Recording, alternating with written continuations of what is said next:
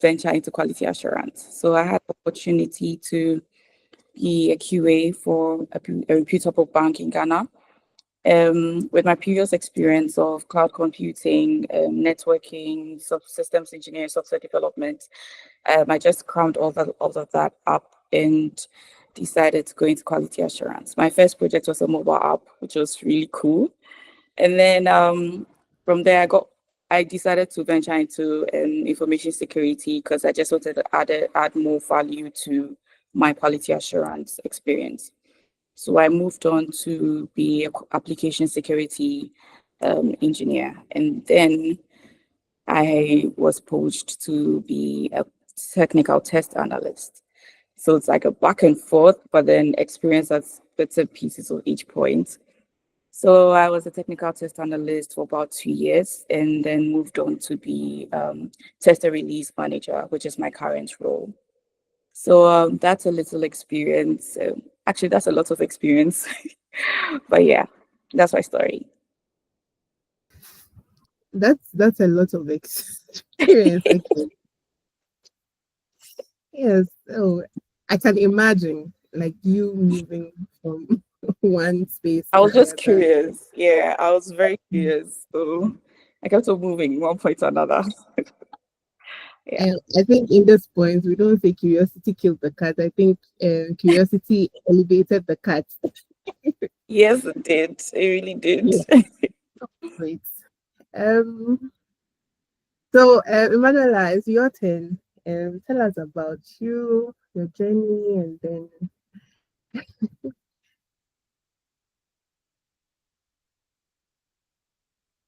I think you are muted. Sorry, sorry. Yeah. Hi everyone. My name is Emmanuella Tetteh. I'm a QA engineer currently at Fido.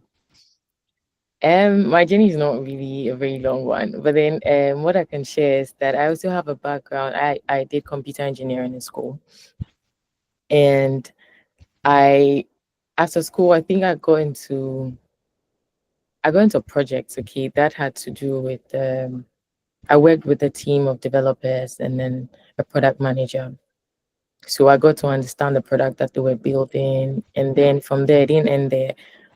I got the opportunity to also train the people who were going to use the system to assist the end users. So that was my first time having to do anything like that. And I think it was a very interesting experience because then I got to actually see what's happening on the back end and also um what the users get to see while they're using the system. And I think it's true that piqued my interest in uh anything software related, especially products, right? Then from there, I got into software testing. And then I think it has been an interesting journey so far because I have a lot, I get very interested in what products do for the users and then what the initial intention is and how it actually ends up for the end users. And that has been my journey so far. I'm currently with QA, with Fido, like I said, and I'm a QA engineer there with very amazing people that I'm learning from. So that's it. That's really just it for me. Thank you. That's lovely. I think you make it look like it's all a bed of roses without the thorns. uh it's been an interesting journey. Yeah, maybe just a few challenges here and there, but then so far it has just been a very good learning experience for me. So yeah. That's great. Um, we'd love to hear more of these stories. Anyway, um, I think I'll start with Gamel. I have a question, a career growth and skills related question. So, what are the key technical and soft skills a woman should have um, if she wants to be in the QA space? And if she wants to be in the QA space, and then how does she excel in her career with these technical and soft skills?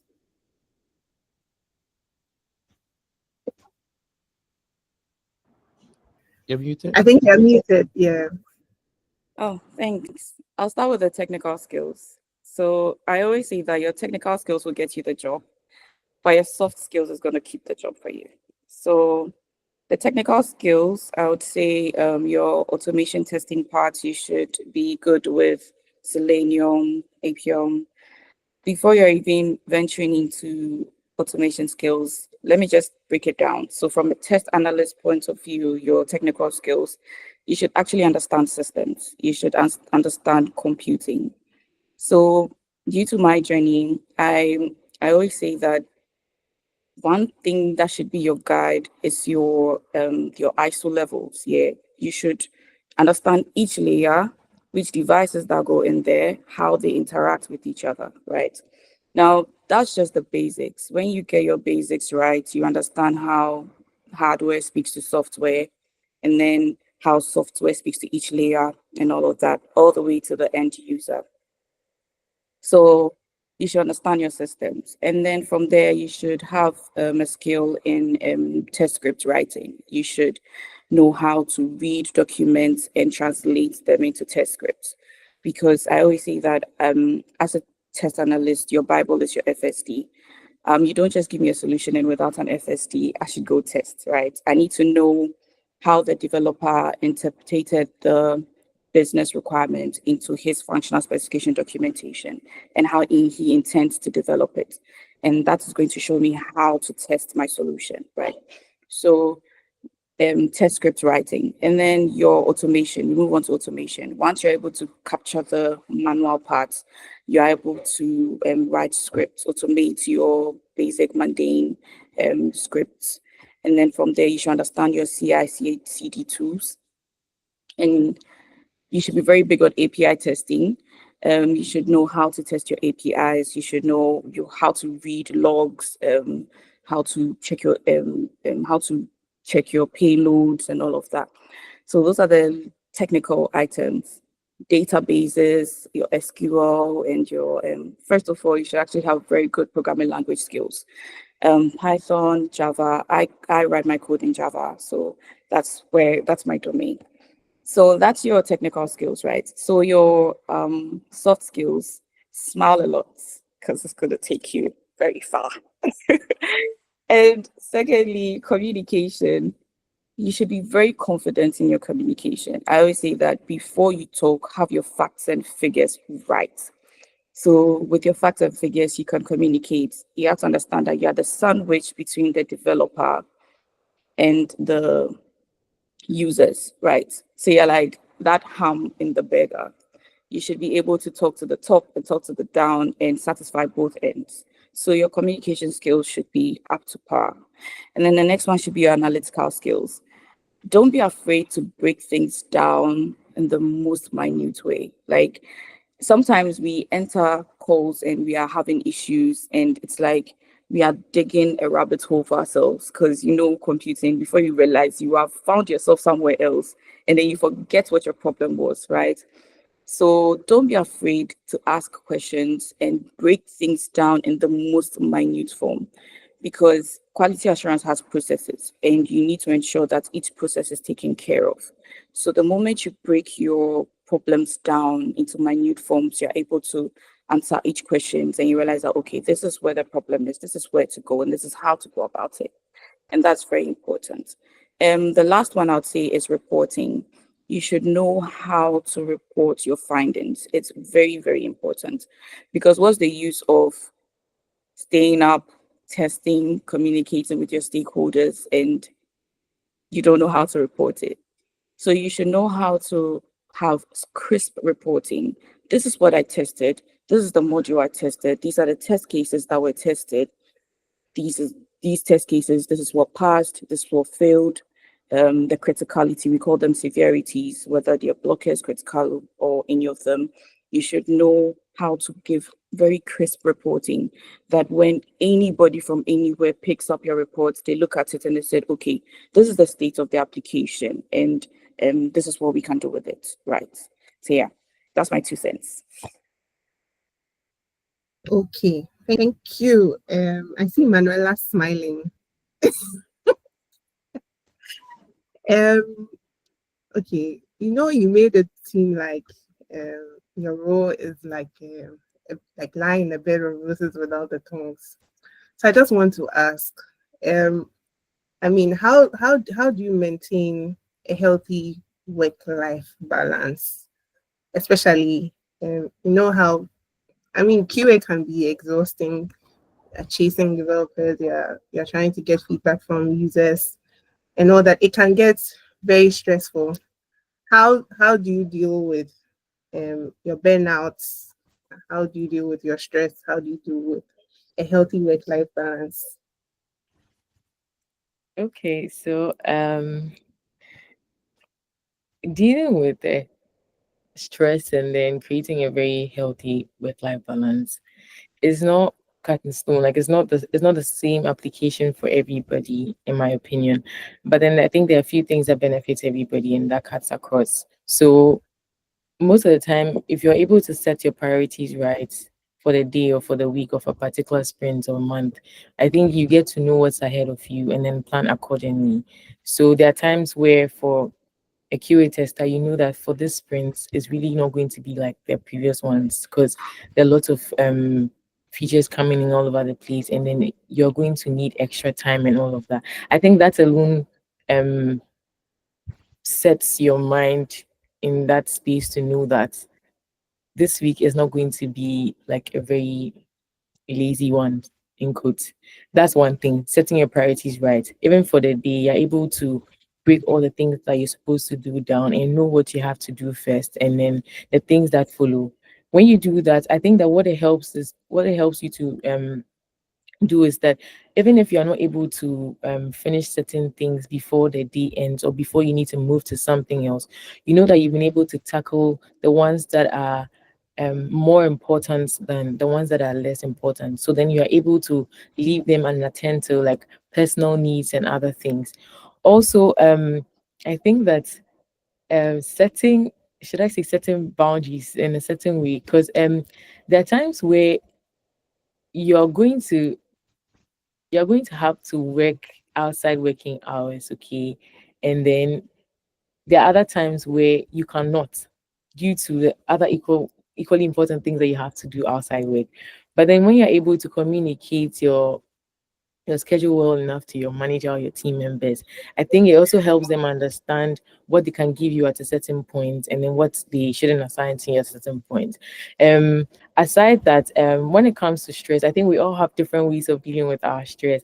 For some people, they just like to sleep in and then that's it for them. For other people, they like to just take some time off anything work and then entertain themselves. But linking whatever I want to say to the very first point, when you set your priorities right, I think sometimes you're even able to even plan your leave days and your um work like your days off ahead before even you actually get burnt out. Because when you know that this is how the month is going to go, you can just schedule a 1 day off or 2 days off in there and know that okay, after this whole sprint, I'm going to take a day or two off to just um taking a breather and then just relax so that um in the next sprint you'll be able to deliver better because what happens when we are not able to take breaks and then manage our stress properly is that you get overworked and then you realize that you're not able to deliver as much as you should or you can when you have to because now everything is looking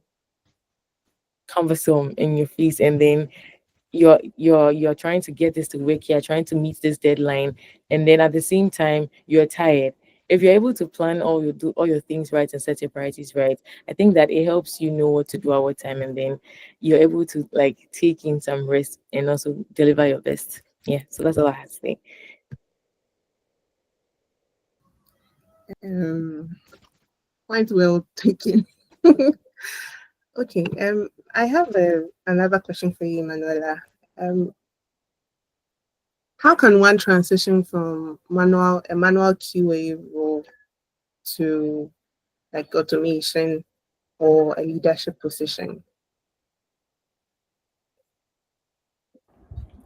Okay, I'll start with the manual to automation. I'm currently doing manual, and it's one part of testing that I actually love doing so much. But then, I'll start from this point. Generally, when you are doing something and then you want to move to the next stage, it's best you really master what you're currently doing before you move to the next, because then it's just like a build up to what you're currently doing. So if you're a tester and then you just started, or you've been doing manual testing for the longest time and you want to move into automation, one of the things I'll say is that like master the manual testing, because in as much as automation helps in um saving time, manual testing also helps with efficiency and all of that. If you're able to get to understand the products and even understand your workflow in the first place, you get to know what part of your workflow and testing you can automate, and the other parts that you can manually test. So for example, when you have a product and then you've been manually testing it for a long time, you know that when you get to understand all the requirements, you've done a lot of manual testing for a while. There are certain parts of the testing or certain parts of the flow in the product where you feel like, okay, we can actually automate this part. And then when we are doing regression, we don't need to do any manual testing. That helps you understand how to segregate your testing. But then if you just want to jump from manual to automation, there are some features in the product or the workflow that automating may not really help, because if the for example, if the UI keeps changing all the time, if the today the button is at the lower part, tomorrow the button is here, or like there are other things that keep changing, the product keeps evolving, that part of the product cannot really be automated. Then it means you have to be updating your scripts like after every release is done, or after every change has been made. So I would say that understanding and mastering where you are currently in a manual testing phase, and then when you know what to automate, then but then moving away from that, you can also start by learning the automation bit by bit. Sometimes people get I don't know the word to use, but everyone wants to just jump into automation right away. If you don't understand what you're already doing and you just jump into it, you realize that you'll not be able to tell at what point to automate and what point not to automate. So that's what I have to say when it comes to automation. Once you have the interest and you know what direction you want to be able to go into when it comes to automation, you can now get towards that side and start learning a few programming languages that have to do with mobile testing and all of that. When it comes to moving into leadership roles, um, I'll say that take initiatives. Most of the times, we don't just jump into one big leadership position in a day. It usually starts from owning certain projects. So today you are the lead tester for this project. Tomorrow you are asked to lead a team. Then the next time you are the QA manager. In that small space where you are in, if you are in charge of a particular project or you're in charge of a particular team, what you can do is to take initiatives. There are things that you're required to do. There are other things that you've not been told to do, but you feel like when you add on to what the team is currently doing, it's going to help the processes. You take those initiatives and then do them. When other people get to see, they see what you're capable of doing. So even before you rise to the very top, everyone knows what you're capable of doing. You can also start mentoring people in your little way, because I believe that sometimes sharing your experiences with others and helping them understand what you've been able to do so far also helps you build a certain form of mentorship skills, so that even before you get to that high position, there are a few people that you've been able to like teach and nurture and what they have to do. Yes, and so that's basically what I have to say when it comes to changing from just a normal QA person to maybe a leadership or a team leader manager. Yeah. Thank you. Garmel, do you want to add up to what Emmanuel said? So I'm only going to add up an experience, right? Okay. So there's a thin line between managing a QA team and being a QA engineer. And if you're not careful as a manager, you find yourself doing the work. So because you feel like you have the experience and you want to help, you get it. So it's very important that you understand who a manager and a leader is. So a manager provides the resources and ensures that their team members have everything they need to execute the work. And a leader inspires, ensures that they are motivated to get the work done, right?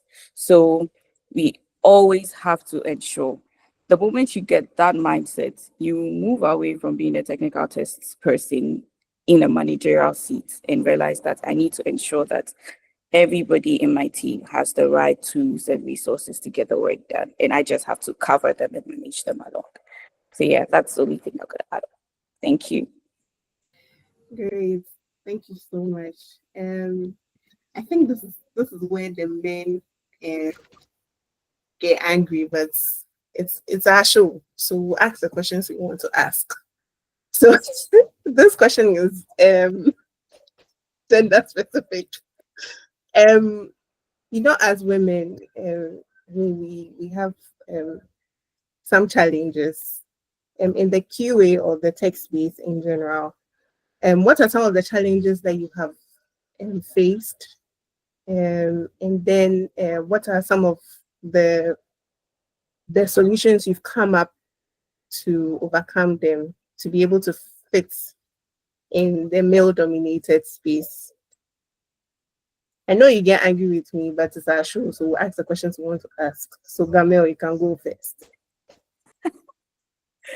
Thank you, Selassie. So, to be very honest, working in a tech world is quite annoying when these men always want to like come over you. You get it. But then, some of the challenges is seen as like, how do I say this? We are not the technical people. You get it.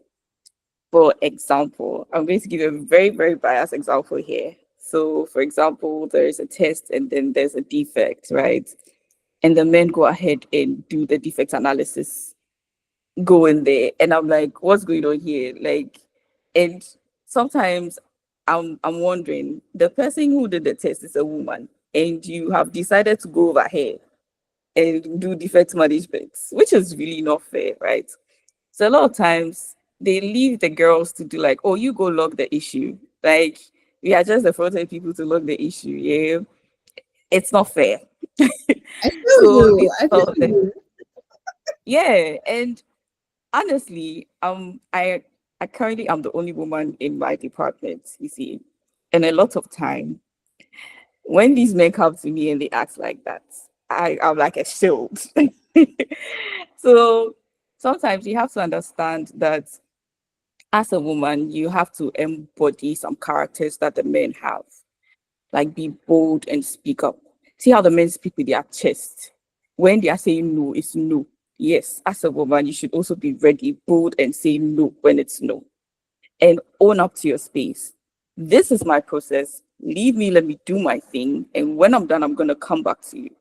And it's something I do a lot. So the men are always like, I'm hard on them. But yeah, and sometimes when we speak, like sometimes I sit in meetings and it's time for me to make a submission and I realize my voice is shaking because I look at the people in the meeting and I realize it's just men. Yeah. And sometimes they make statements like, we will need executive decision and everything. And I sit back and I realize that it's simply because a woman made this submission. And then they take that submission, turn it around, and come back and say, you know what? I suggest we do the same submission Garmel just made. And not give me that credit. So yeah, it's really unfair. But then the moment I realize they do that, I have to speak up. I speak up and say, this was the same thing that was suggested a few moments ago. Is there any other thing you'd like to add up to make this better? So we create that community or that space of this is a collaborative space rather than it's a gender battle on this ground. Okay.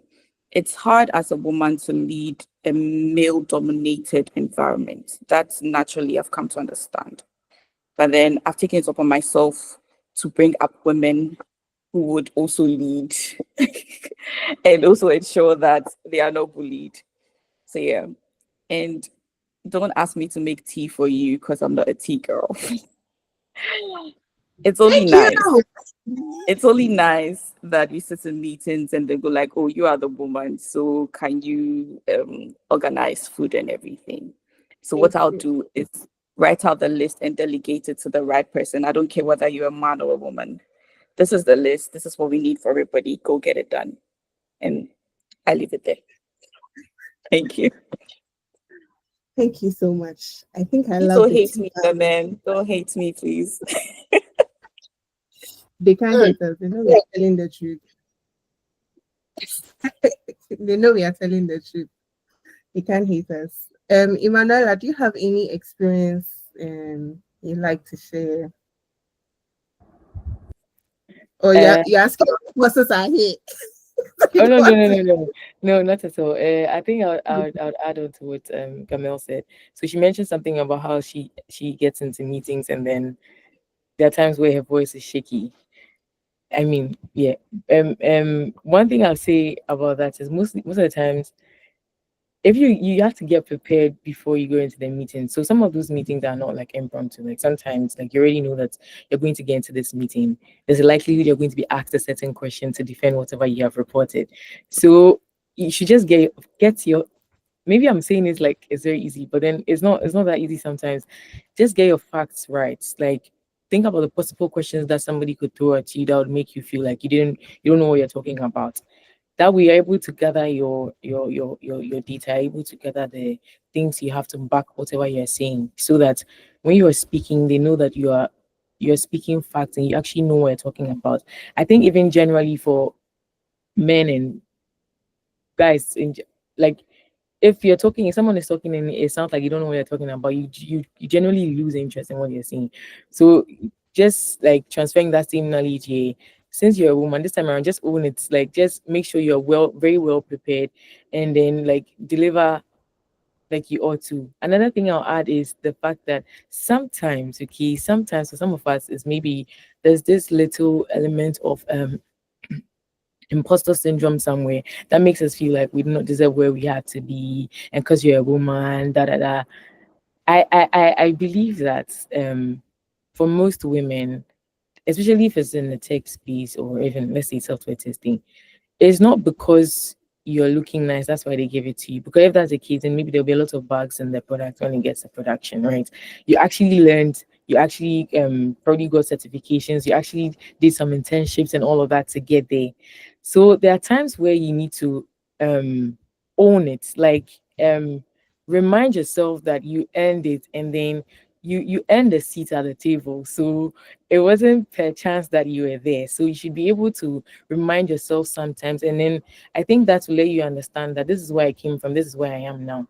It's not like I walked into the office and they just shook my hand and said that, okay, I feel like you be the best fit for this role. So that reminder is also very important. Another thing I'll add is sometimes just get to speak to other women who have also like experienced such issues. So like Gamel said, if there are other people that are here, you can just text her. That's if she doesn't mind. And then you just ask her how maybe there's something you're dealing with. You just speak to her how she's able to manage it. Because if you're hearing other stories like that, you may not have gotten to that stage yet. But because you know how other ladies were able to handle that situation, when it gets to your turn, it becomes easier. For me, I haven't experienced that so much currently in my current space, though I'm the only lady in my team. They are very helpful, but then I had a certain experience some time back in a different space. I was from the beginning, I was also the only lady, okay, and most of the times when you report a bag and give all the details, right, you realize that they get to ask you certain obvious questions that are already there just to make you feel like what you already reported is not really. But then when you're able to gather your information and make them understand that this is what I saw and this is why it's working this way on this device in this system, it shows that you have your facts right. Because developers, I don't know if there are any developers here, don't take it personal, but there are times where you report an issue before you blink they want to change something, and then they make it look like it's a you problem, and then that makes you feel like, am I going crazy or something? How come I'm the only one? I just saw this issue and then they're going to fix it. So if you're able to do your things right, get all the details, the data, the evidence. I mean, it's not a fight, but then it's just to show that this is what you found and this is how you're able to go about it, and this is the evidence that's not working. When you're able to do that consistently, they realize that you're not someone that you can easily just brush off when you report issues, and then it creates that awareness, and everybody's able to work peacefully. Yeah. That's great. Thank you so much. I think the men here, we are lucky that they are here, so they're taking notes. Yes. Anyway, okay. So we want to we want to take questions from our audience, and then I'll ask the last two questions. Then, so any questions from our audience? I think today our audience is actually male dominated.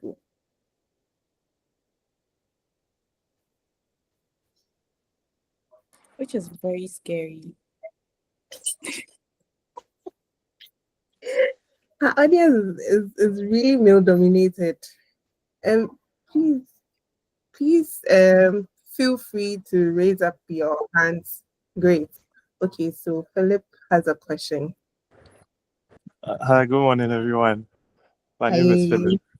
Okay. I'm really inspired by all that has been shared. So, I mean, for a young person like me who is starting out in testing, what advice can you give me, especially if I want to climb up the ladder? Thank you. I think Garmel, you can take that question. I saw that coming. Okay, so I'm just going to reiterate what I said earlier on. I don't know what your expertise is. Maybe if you could tell us what your expertise is, and are you already in computing? Yes, yes. Okay. All right, that's fine. So I always say that the higher you go, the less technical you become. So you have to be willing and ready to pass down that technical bits that you have to the next generation, right? And a lot of times in the QA world, as Emmanuella said, there's this sort of imposter syndrome, right? So it's very hard to let go of your technical part because you still want to show you know and you've got it, right? Because you're leading the whole pack. Okay. So I'll start from the scratch, which is the test analyst, right? First off, I think you can go into certification exams. I think we have ISQB. Yeah, ISTQB. That exam, they have rankings. They have the beginner, and then they have the advanced. And one thing I like about the examination is that after the beginner, it breaks down all other advanced certifications. So you have one for cloud, you have one for security, you have others. And what I always tell people is add value to yourself. Don't just be an application tester. Go into security, go into hardware. So hardware, just understand systems, understand networks. Security, you can just do the most basic form of certification. I think IS squared have the CC as the basic one. You can just go ahead and do that. The reason why I say this is, as a tester, you're not only a functional tester, you have to also be a performance non-functional tester. And non-functional testing comes also with performance, accessibility. And there's one great skill that I realized that a lot of people don't actually pick on when it comes to testing, especially performance testing. There's this testing called accessibility test that actually tests how usable your solution is for people who have issues like sight, touch, like hearing. And it's something that we haven't even bothered venturing in when it comes to the Ghanaian space. And I think it's very important that we do that. It's like creating user-centric applications, and you are thinking of the user. I see Samsung doing that a lot, where you realize that they bring up applications that help people with sight, the blind, the hearing, all of those things. And that is where I think application is going towards. So we should actually open ourselves up to such applications where we try and test user-centric applications. Also, there are platforms that have companies come on there to request for testers, right? You can get yourself on that platform. I think there is one called tester.tests.io. You can get yourself on that platform. There are applications, people have applications, just get your hands started and you get paid for that. So it's a win-win for us, right? So it's like you're creating a portfolio for yourself, right? You create yourself this portfolio and don't be afraid to take opportunities when they come. Sometimes opportunities come like in your community or in your company every month or every week, okay, every sprint, you know that there's this modules that are coming, right? I know Ikena taught me this, and I'm going to give him that credit. We have sprints, we have solutions that come in this sprint. And as a tester, are you waiting for your boss to assign the modules to whom? I mean, you have a plan, right? So according to the plan and according to what you're receiving in a sprint, you have to take initiatives. Go to your boss and say, oh, this is coming. When is it coming? Okay. And based on the strength. So I always say this, you have to study your team members. Based on the strength of your team members, you can actually advise your boss, oh, I think this person is good at this. So let's assign this to this person. Oh, I can do this. I can do that. Then you're letting your boss know that you are mastering the art of assigning and managing a team. So before you realize when your boss is going to leave, he assigns his role to you and then you capture it. That's an opportunity.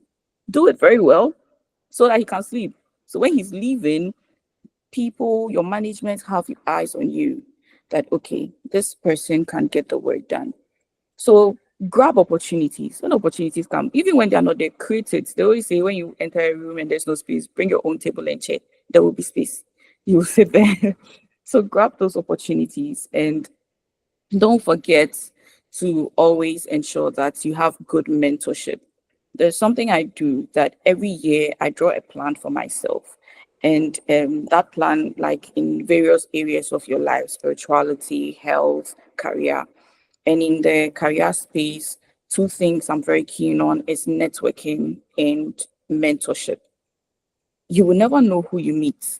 It's very, very funny. Like one of the best mentors I have is somebody I just randomly met in another country at the mall where I just made a random statement in Chi, like, oh, yeah, kasa chema munti, and this person just turns, it's like, sir, and then it's just random, right? And we start talking, and I realize, oh, this person is high up, and I need to feed off this person. So I develop a good relationship with the person. And whenever I need advice, I pick up a phone and call. I said, look, this is what it is. How do I go about things? You get it? So mentorship and networking is very important. Every year, look out for networking opportunities, conferences for testing, something like this, where we can just meet and talk, meet up with people, get to know what they do, where they work. You would never know. Your next employer is on this platform. You would never know. So mentorship and networking, and don't limit your mentorship to just your area. As I said, I have a mentor in the security space, in application security, who is a top person in one of the big audits firms in Ghana, right? I have a mentor in risk space. I have a mentor in technical and testing space. I have a mentor when it comes to management space. Don't put all your eggs in one person because everybody has their strengths and their weaknesses. So this person can help you with this value in cloud DevOps. You should have a mentor there because you never know when a cloud testing comes your way and you're like, oh my God, I don't know what to do about this, right? So you call the person, okay, what did you do? How do we go about this? Let's do this, let's do that. So yeah, they are your keys to your doors, right? Before you realize, your mentors have seen that, okay, this person is very good in this space. And I think there's a bigger role out there that a person is ready to take. And then you're offered that job. So yeah, people make people. So have people in your pockets. Thank you. Thank you so much. I'm really grateful. But now, with your mention of the persons with disabilities, like those who have hearing challenges, etc., I'm curious, so I digress. have you seen any like application that caters to any of them, and in which form? Then please, when you're done, I want advice from Emmanuella. Thank you very much. Okay, so one I stumbled on was it was a Samsung release. They brought up a new application. I can't really remember the name of the application, right? But you can go check it out. So they created something like the screen will feel like embroidery for these blind guys, right? So that when you touch it, it's actually you can actually read by feeling, right? And also they had that feature where you can listen. So the blind can even listen, right? By just touching and knowing that, okay, I can go listen to this part.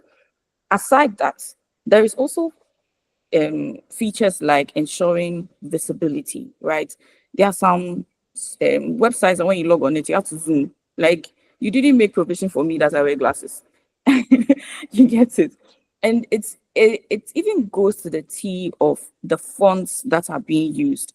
I see Theresa on this course. Hi, Theresa. So I had an experience. I worked with her once, right? And I remember when we were working on a mobile app, it was to the T of the fonts that are being used on the application, because it's one way to detect security. So you log onto an application and the fonts are different. A banking application, the fonts are different. How and why will you proceed to log on? You get it? So user experience is very, very important, because sometimes it's as funny as, and we think it's not important. That is why every company has corporate affairs. They decide the kind of color that every company has, right? It's as funny as the color. If your website is hacked, you as a test analyst should be able to tell, because you experience that application, and you should understand user experience in the sense that the moment it's hacked and you touch it, you're like, no, this doesn't feel right. This is not what we tested. You get it? So it's just called, I think it's called user accessibility testing. You can read about it and it will give you more about that. Manila, I hand the baton over to you. Okay, so I think Garmel has really said everything from mentorship to certifications and courses and whatnot. What do I have to add?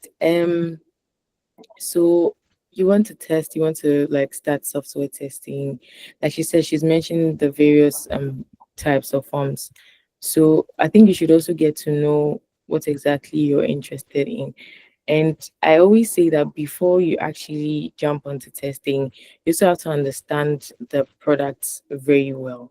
So, in as much as you want to join or get into the testing space, also have at the back of your mind that you would have to be understanding product requirements and understand what the product is meant to be for.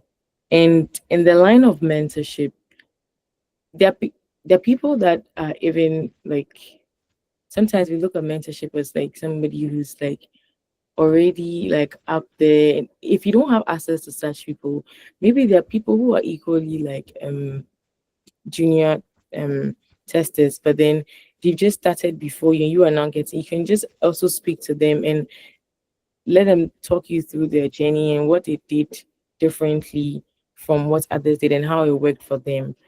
You don't always have to consume everything, because not everything may work for you. So after you receive all the tips and on what to do and what not to do, I think you should also now do a reflection on how this works for you and how it will make you challenge yourself better, and you're good to go. Yeah. Thank you very much. Initially, I was planning to go to Ikena, but now that you said it, I'll come to you at work.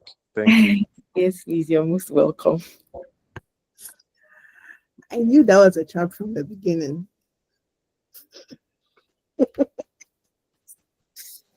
Anyway, any more questions from our audience? I knew definitely our audience will ask my last two questions. I still have one more. Let's see if someone will ask that question. If not, I'll go ahead and ask.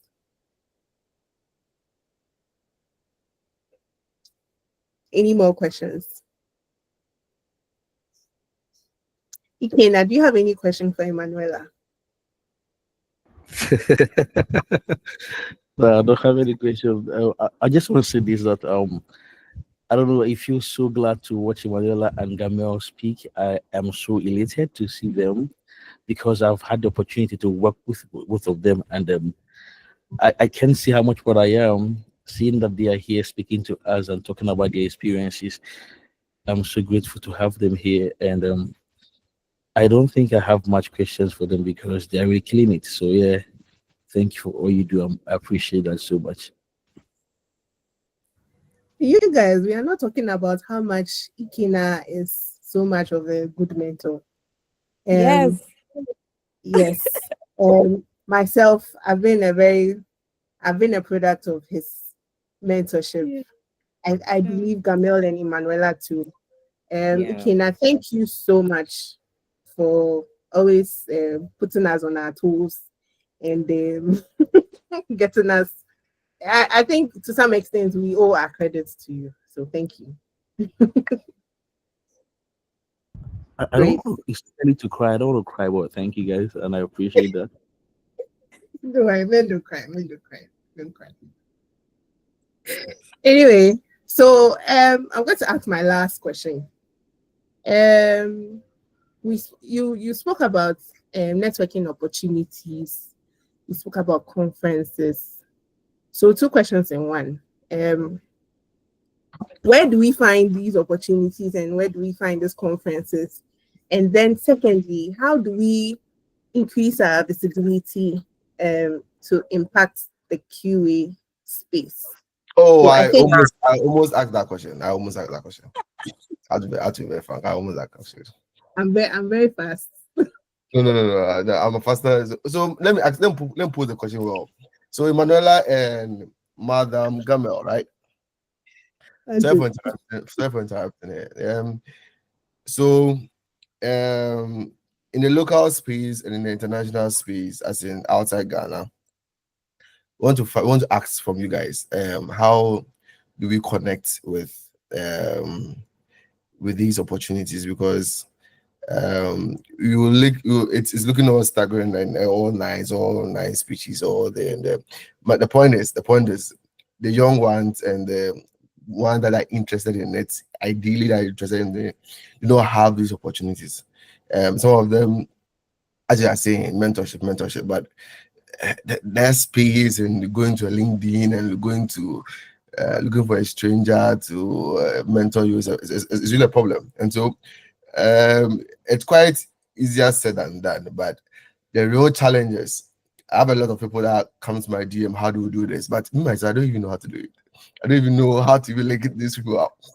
So it's really a big challenge, and especially with the fact that IT is evolving, and people are, especially ladies, and I'm so glad seeing beautiful girls speaking very well about IT stuff and so related. And so we just want to know the opportunities that are there for them and how best they can capitalize on these opportunities. And I know people will say LinkedIn and Taliban, it's in the work. Yeah, so I guess let me just ask this one from you guys, and if I have any follow-up, then I'll do that accordingly. Okay. I'll start with this one so that Gamel can finish off. Yeah, I believe that she has more experience in everything. But I'll start by saying that I'll start with an experience. Okay, whatever Anthony said is true. So Ikena can attest to this. Personally, you see on LinkedIn communities here, tech communities there, I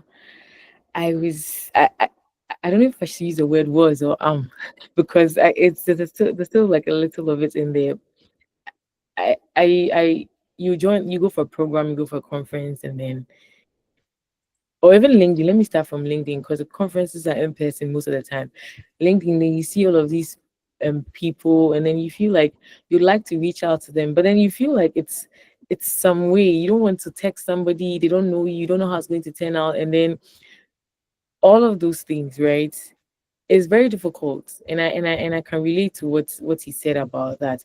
They'll give you a lot of things. Go to LinkedIn, do that, reach out to these people, but then when it comes to actually implementing what has been said, then that's where like the real sports comes in. But for me, I would say that as we're gathered here like this, take it for instance, I wasn't speaking and I was part of those listening. I think this would just be the best opportunity, like right here and now, because this is a smaller space. I don't have to go and look for Gamel on LinkedIn or Selassie or Ikena. Like, just the fact that I joined a meeting that had them in there, I can use that as reference and then speak to them from there.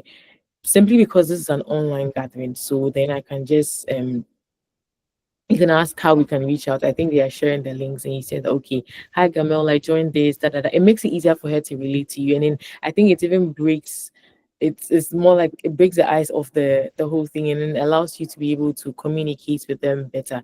So, for a very simple start, I think that's what I would advise that anyone here can start with. Okay, then we move on to in-person meetings. Sometimes after you're done, you're closing, you don't want to interact with people because everybody's around Gamel, everyone is around Iken, everyone's around Selassie. Like, you don't want to join you don't want to, you don't know whether it's going to get to your turn, whether they're going to mind you or not.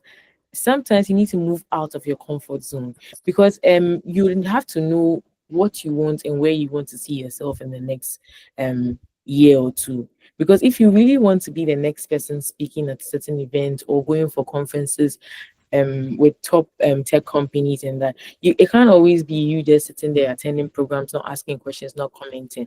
Maybe Phil asked this very important question and I feel like his question is very important. I can just connect with him from here, and then that's how it starts. Like the way Gamel said, she was shopping and then she just said something. If she didn't continue like that, who knows? They wouldn't have continued to that point where she is right now. So sometimes it's difficult. Yes, you're shy. You don't really like it's very difficult for you to interact with people that you do not know necessarily.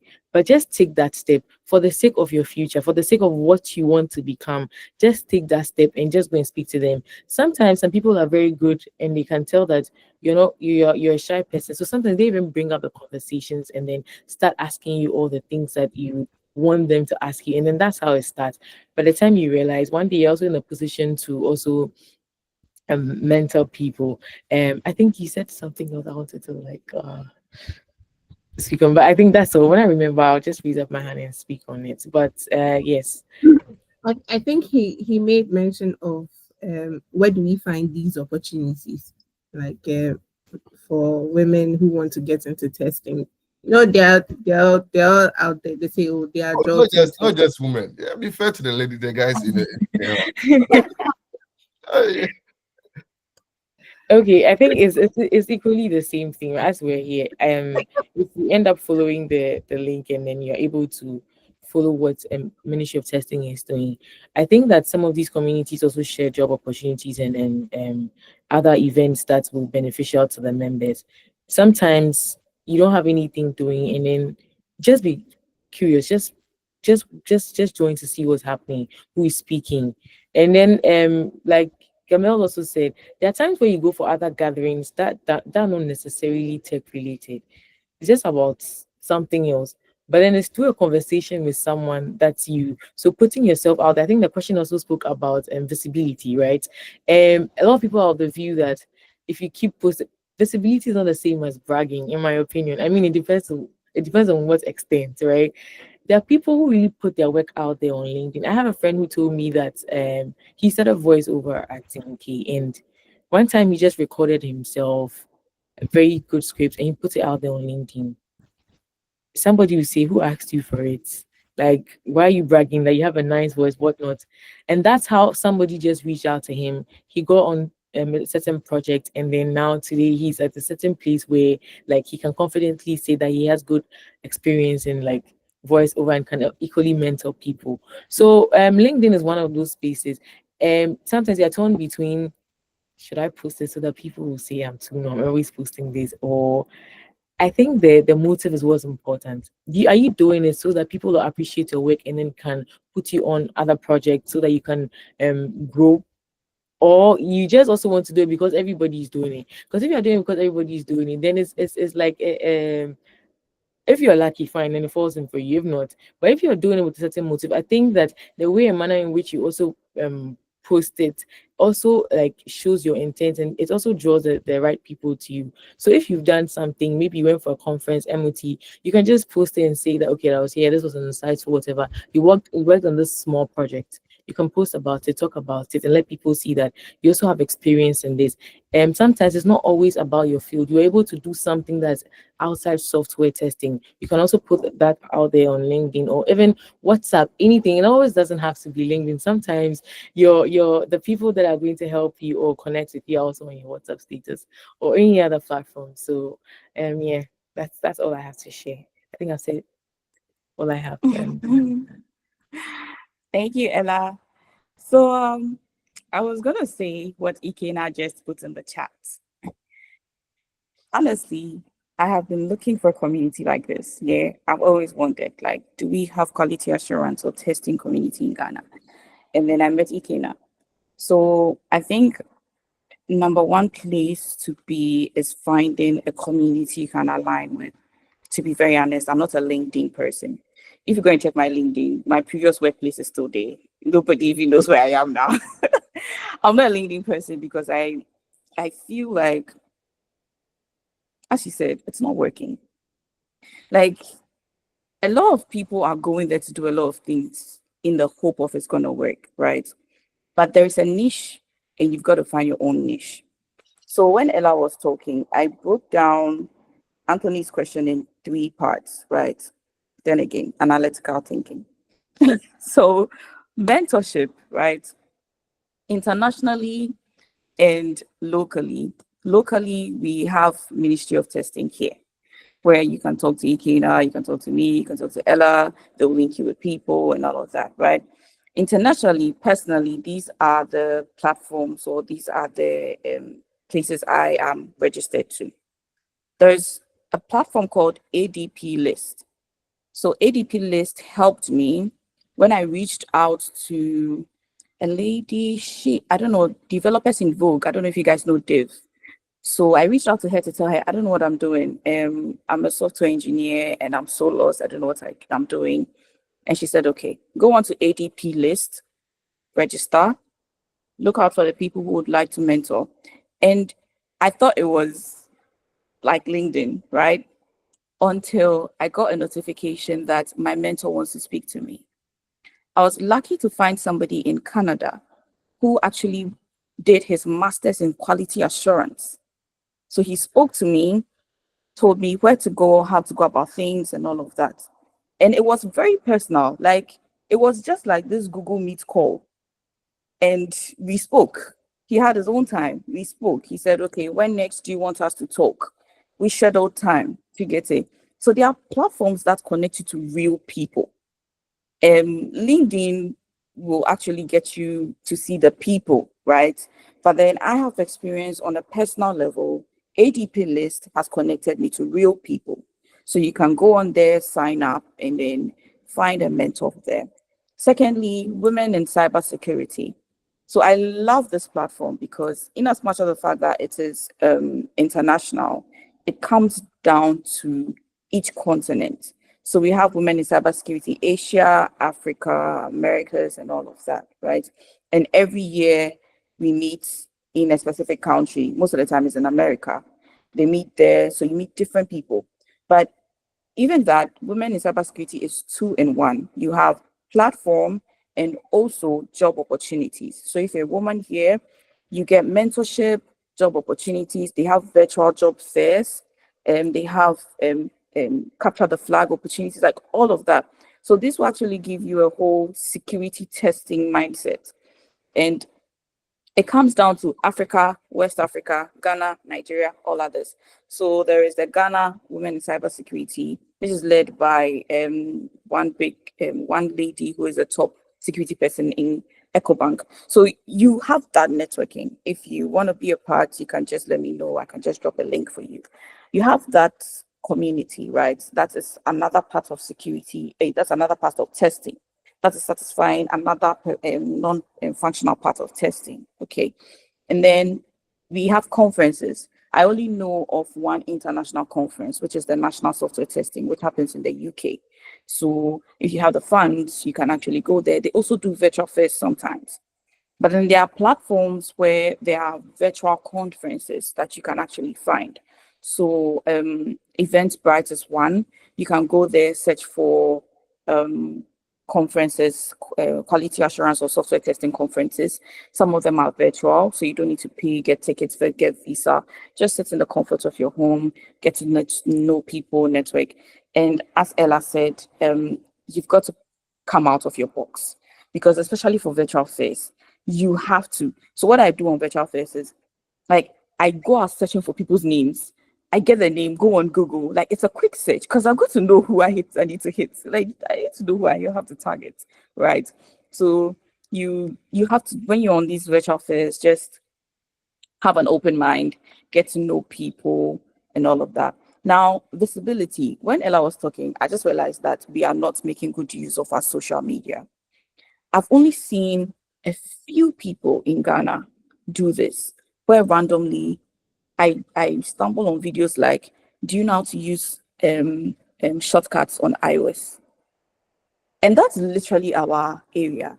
You test the application and tell people how to use it or how it can help you. So you can actually create a niche like that. I only see a few Ghanaian technology bloggers. You can even like have your own blog where you write about how you tested this feature on iOS, on Android, how you think this feature can help, how you tested it, automated, manual, this was your script. You can start a community by literally blogging. Instagram, create your own blog using WordPress. Like, you can do that. Create your own niche. And I always say that we have not even seen half of the whole Mac community. Like, our MacBooks, our phones, like, there is so much there that we haven't been able to explore. Even the Windows itself, even Windows, like Microsoft itself. Microsoft has a lot. So even think of Google, like, there's a whole lot for us to explore, for us to gain visibility on, for people to realize, okay, we can actually do this with this application. We can do this with that application. And that's your niche. Do it. It's your space. Nobody is going to control what you do and how you go. No, just do it. And I think I suggest you can do that with Instagram. You can do that with Threads. You can do that with creating your own blog, one way or the other. So people actually see, this is what you do, this is what you can do. And before you realize, you were looking for a community, but you yourself, you have created a community. You get it. Then at the end of the day, we are all one big family. We can go to this person, we can go to that person to get help for this and that. So I think that's my 2 cents. That's what I'll add up to Ellis. Aside trying to find people on the market, aside trying to find a community, we should also think about creating our own community. Yeah. Hi, Kena. Yeah, hi, Garmel. Thank you so much, Garmel. Thank you, Emmanuella. Yeah, Anthony, just a quick one before Pel, summarizes.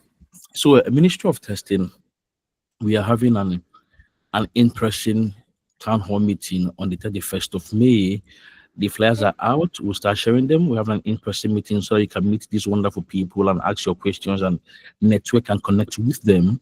So it is on the 31st of May at the Airport One Square residence.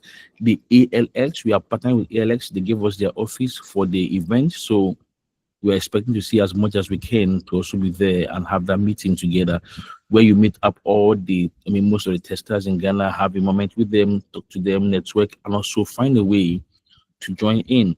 Like Garmel once said here, that your next employer can be in this call. So I believe we will meet up on that event. We can have the moment to share ourselves together and get to know ourselves, get to know what we do, and also we exchange contacts and get better. That's also how best to connect with people and how to get better. So Ministry of Test is a community of testers that give us a voice to talk about and to listen to ourselves. And that is what we are all going forward to do. And so that is the first part of it. And then on the 30th of August, we are having our annual conference, which encompasses of testers from different places, from different countries coming together to join us as Ministry of Testing. So the first phase is the one on the 31st of May, which we are looking forward to seeing most of us here on that space. We can network together, have our moment together, and enjoy together. That will build our community and become stronger. Thank you so much, Garmel. Thank you, Emmanuella. Thank you. Okay, Anthony, I hope we've answered your question. No, I'm not. I'm okay. I'm okay. But I wanted to ask Ikena that those of us that are not in the country, can we have a link or something that you can join online or something? Okay, we'll work on that. I will communicate the planning team to see if they can make that available for you. Can also join the meeting. That's fine. We're grateful. At least the men also benefited from this meeting. That's the takeaway from it. Yeah. I agree with you. That's why I'm here to benefit. So. Exactly.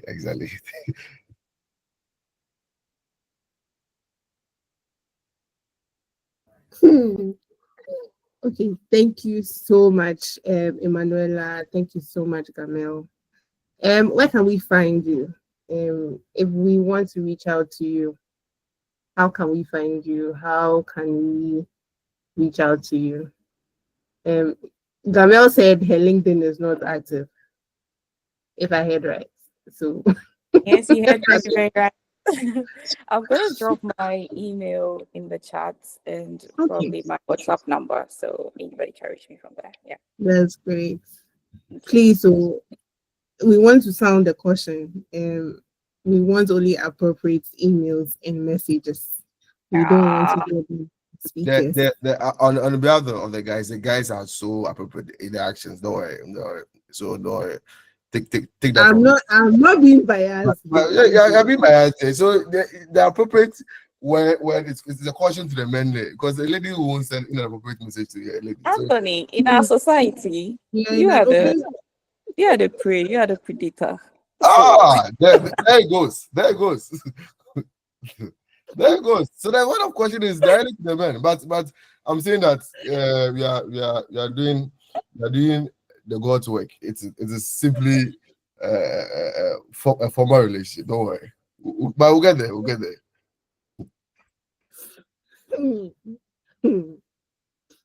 Okay.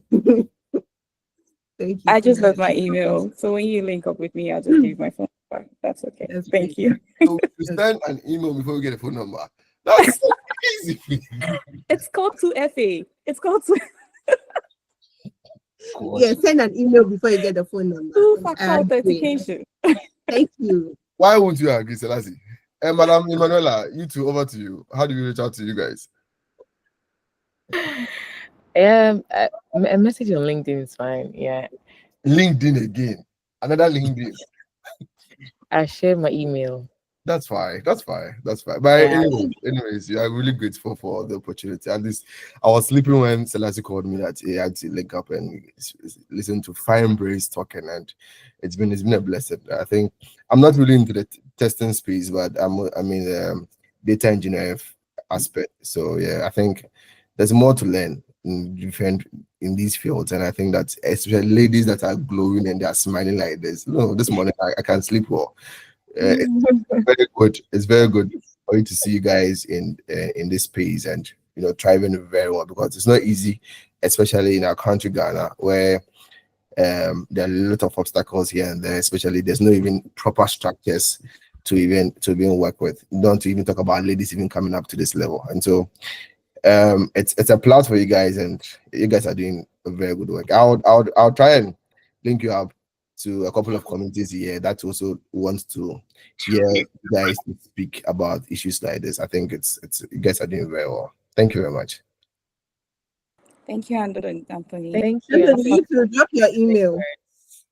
Yes, Anthony, you should drop your email. If you contact me, I also drop my email.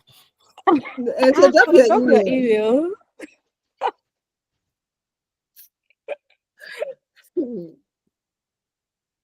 Anyway, a little bird told me today is somebody's birthday here. I don't know. Maybe the person can own up. Teresa's birthday. Happy birthday, Titi. Happy birthday, Teresa. Happy birthday, Teresa. Thank you. It's a great day to start your day with MOT. Yeah. It's always a great day when you start your day with MOT. Thank you very much. Thank you. So